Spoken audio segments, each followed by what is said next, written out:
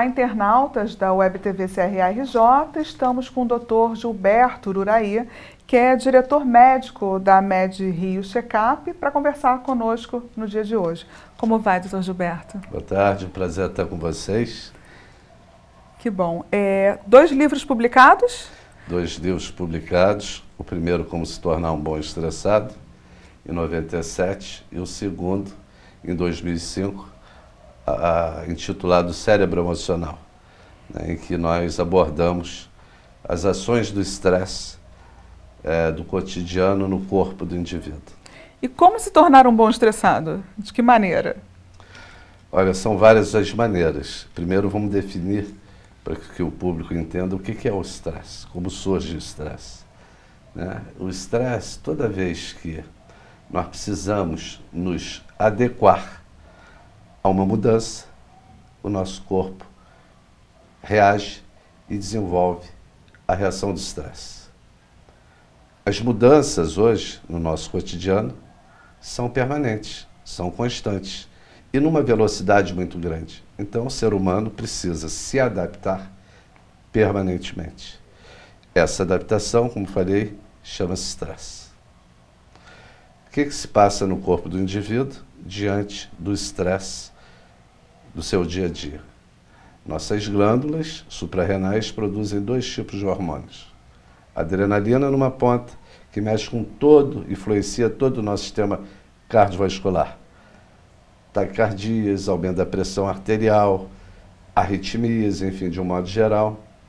E o segundo hormônio, o cortisol, que mexe com ganho do peso corporal, baixa da imunidade, aumento da coagulabilidade sanguínea, portanto o indivíduo forma com mais facilidade trombos, enfim. Então imagina aquele indivíduo que tem predisposição às ações dos 2 hormônios e os 2 hormônios em quantidades elevadas. A adrenalina fechando o vaso e o cortisol aumentando a formação de coágulo. Quer dizer, é um passo, né, para uma insuficiência coronariana, por exemplo, ou um AVC, seja isquêmico ou hemorrágico. O dia a dia do nosso executivo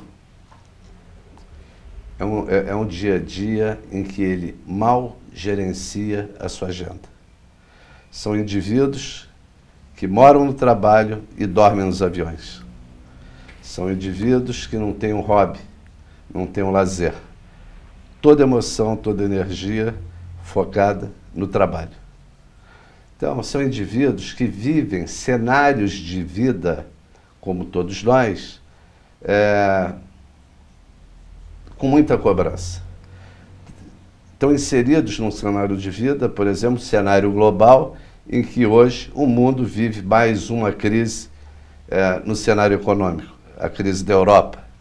Né? Há pouco tempo vivemos a crise da subprime, startada, começada nos Estados Unidos. Muito bem, então, permanentemente, esse indivíduo precisa se adequar às mudanças.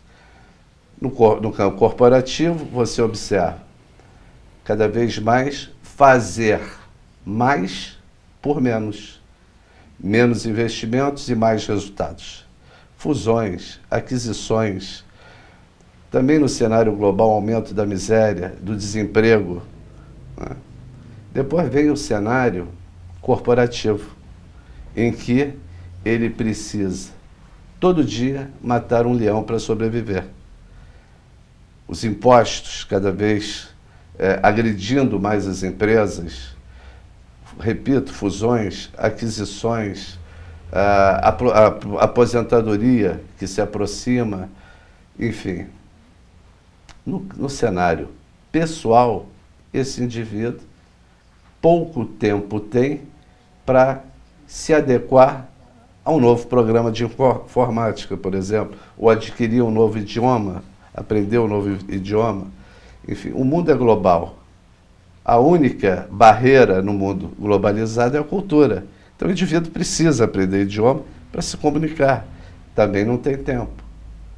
E aí vem o último cenário de vida do nosso homem moderno, que é o cenário familiar, em que os limites são pequenos, homens e mulheres saem cada um para o seu lado para trabalhar, os filhos levantando a bandeirinha do socorro, olha aqui que eu existo, chamando a atenção de todas as formas, e a célula familiar se eclodindo, né? E há até mesmo hoje uma facilidade em se separar, tudo é razão para se separar. São os contextos, cenários de vida do homem moderno, homem e mulher. E com isso, diante de tantos cenários e tão turbulentos, o estresse encontra um caminho grande para prosperar, gerando a produção desses dois hormônios. Qual é o antídoto disso tudo? É o equilíbrio. É a busca de um estilo de vida adequado. O estresse, ele está aqui, está na rua, está no trabalho, está dentro de casa, está na tua relação, ele é onipresente.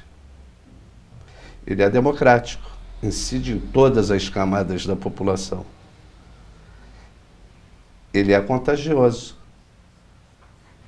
Basta conviver com um indivíduo estressado que rapidamente você já se contagia. E gerando todos os males possíveis para o seu corpo. E, finalmente, o estresse ele é cumulativo. Já ouviu a história, essa foi a última gota? Muitas vezes. Então, o estresse é um fator de risco muito importante, se não maior, para a nossa saúde. Ele impacta no nosso metabolismo, impacta na nossa pressão arterial, na nossa imunidade, no nosso sono. O indivíduo estressado, ao produzir muita adrenalina, a adrenalina é um potente estimulante. O indivíduo, diante de muita adrenalina na sua circulação, é um indivíduo que vai ter dificuldades para dormir.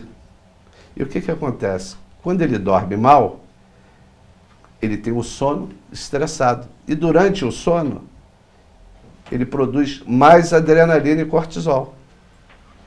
Acorda cansado. Não foi um sono repousante. Mas o dia seguinte, ele tem que estar bem. Tem que estar antenado. O que eles fazem? De um modo geral, põem para dentro estimulantes do tipo muita cafeína, muita nicotina. As mulheres complementam algumas com doses de anfetamina para perder peso. Enfim. E essa série de estimulantes mais adrenalina, a noite está se aproximando. Vai dormir mal. Quando consegue, né? E o ciclo se repete.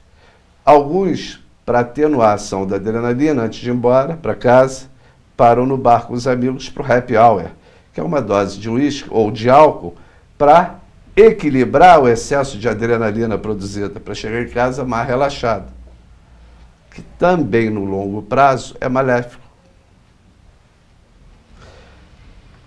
Se alimentam mal, privilegiam alimentos com muito carboidrato, começam a ganhar peso e o ciclo se repete todo dia.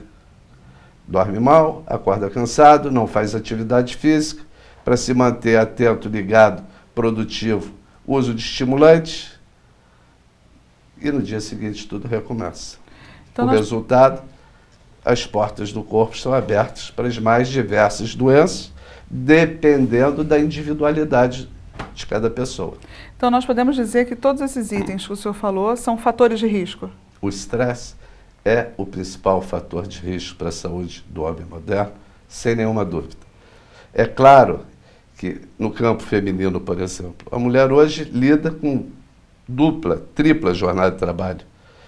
É a sua casa, que ela precisa dar conta, seus filhos, é seu trabalho, seu MBA, as viagens sucessivas.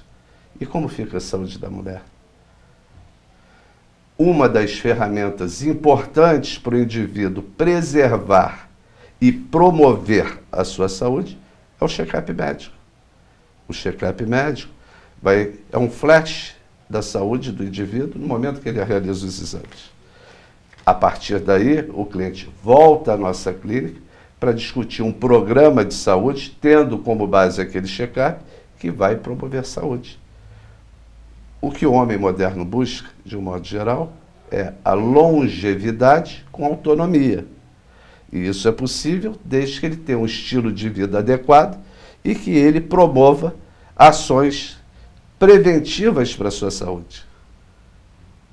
E são vários os clientes que nós temos, 80, 85, 90 anos, que ao longo desses 22 anos vêm fazendo regularmente seus check-ups médicos e corrigindo eventuais desvios que se apresentam. E estão aí muito bem. Obrigado. E existe um investimento grande por parte dos executivos na saúde, hoje em dia? O executivo, o homem moderno, tem muito pouco tempo para cuidar da sua saúde, para ir ao médico.